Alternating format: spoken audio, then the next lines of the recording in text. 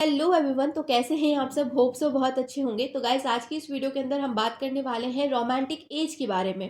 तो romantic as की शुरुआत 1798 में हुई थी और ये 1837 तक चली। अब 1798 में एक वर्क पब्लिश हुआ था जो कि विलियम वर्ड्सवर्थ और एस टी कॉलरिज का कोलैबोरेशन में वर्क था। उन दोनों ने मिलकर के इस वर्क को लिखा था। इसका नाम था लिरिकल बैलेड। इसकी वजह से जो है रोमांटिक एज की शुरुआत हुई और यहीं से जो है रोमांटिसिज्म स्टार्ट हो गया। अब हमारे दिमाग में आता है कि रोमांटिक एज का मतलब है कि there a two people who are following in love. प्यार मोहब्बत वाली कहानियां हमारे दिमाग में आती है। लेकिन इसके अलावा भी रोमांटिक एज का दूसरा पहलू है, जहाँ पर जो पोइट थे वो नेचर से प्यार करते थे। वो नेचर के बारे में लिखना शुरू कर देते हैं। उनकी सेंट्रल थीम ही नेचर थी। वो इमोशंस जो है अपनी पोएम के अंदर डालते थे, वो इमेजिनेशन अपनी पोएम के अंदर डालते थे। तो इस वीडियो के अंदर मेरे से जितना डिटेल में हो सकेगा मैं आपको रोमांटिक एज को समझाने की कोशिश करूंगी। तो चलिए अब बिना टाइम वेस्ट किए शुरू करते हैं। अब जैसे ही रोमांटिसिज्म की बात आती है तो हमें लगता है कि पोइट को बैठे बैठे मन किया होगा नेचर के ऊपर लिखने का, और उसने नेचर के ऊपर लिख दिया और रोमांटिसिज्म स्टार्ट हो गया। लेकिन ऐसा नहीं था। रोमांटिसिज्म के स्टार्ट होने के पीछे कई बड़े बड़े कारण थे। जैसे कि पहला कारण तो फ्रेंच रिवॉल्यूशन था। फ्रेंच रिवॉल्यूशन उस समय में आया था। दूसरा, अमेरिका आज़ाद हो गया था। और तीसरा, इंडस्ट्रियलाइजेशन बहुत हद तक बढ़ गया था।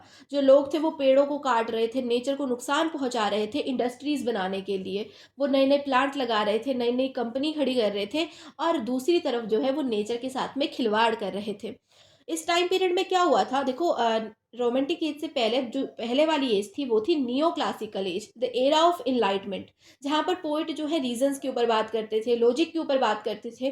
वो अपने वर्क्स के अंदर रीजंस को दिखाते थे, लॉजिक को दिखाते थे। इमोशंस के लिए कोई जगह नहीं थी वहाँ पर, इमेजिनेशन के लिए कोई जगह नहीं थी, और नेचर के लिए तो कोई जगह थी ही नहीं। नेचर से प्यार करना तो उन पोइट ने सिखाया ही नहीं। उसकी वजह से क्या हुआ, जो समाज था वो इस तरीके से हो गया था कि उनको कोई फर्क ही नहीं पड़ रहा। अगर नेचर के साथ में कुछ बुरा हो भी रहा है तो क्या फ़र्क पड़ता है, हमें तो अपने आप से मतलब है। हमें तो जो है इंडस्ट्रीज़ खड़ी करने से मतलब है। उन्हें कोई फ़र्क नहीं पड़ रहा कि इंडस्ट्रीज़ खड़ी करने की वजह से कितने हज़ारों पेड़ जो है कट रहे हैं। जो लोग थे वो ज़्यादा ही सिविलाइज्ड हो गए थे। तो पोइट को लगा कि भाई ऐसे तो काम नहीं चलेगा। अब इन जो ये लोग हैं, जो कि ज़्यादा ही सिविलाइज्ड हो गए हैं, ज़्यादा ही पत्थर दिल हो गए हैं, इनके अंदर इमोशंस डालने पड़ेंगे। और इसी वजह से उन्होंने रोमांटिक एज की शुरुआत करी, जहाँ पर उन्होंने नेचर की छोटी छोटी चीज़, एक छोटे से छोटा पत्ता, एक बड़े से बड़ा पेड़, एक छोटी से छोटी पानी की बूंद, उसके ऊपर लिखना शुरू किया।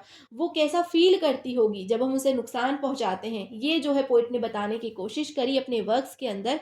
और लोगों के अंदर इमोशंस डालने शुरू करे, ताकि वो जो लोग हैं वो नेचर को नुकसान ना पहुंचाएं, नेचर को एक्सप्लॉइट ना करें अपने ज़रूरतों के लिए, अपनी इंडस्ट्रीज़ को खड़ा करने के लिए।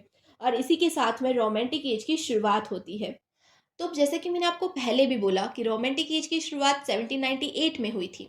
लेकिन हम सब जानते हैं कि कोई भी चीज़ को शुरू करने से पहले उसके ऊपर एक्सपेरिमेंट किए जाते हैं। अगर हमें कोई मकान भी बनाना है तो उससे पहले हम जो है उस मकान की नींव रखते हैं।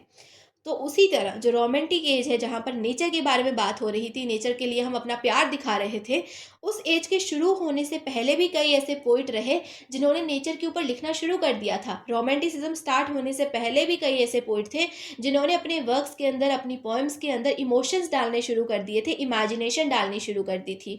और उन पोइट को बोला जाता है ग्रेवयार्ड पोइट, यानी कि ऐसे पोइट जिन्होंने एक बेस तैयार किया रोमांटिक पोइट्स के लिए। अब इन पोइट में सबसे बड़ा नाम आता है विलियम ब्लैक का।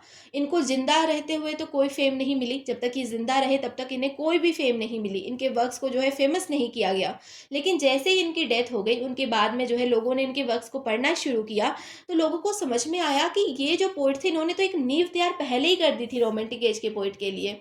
इन्होंने 1783 में एक बुक पब्लिश करी थी जिसका नाम था सॉन्ग ऑफ इनोसेंस।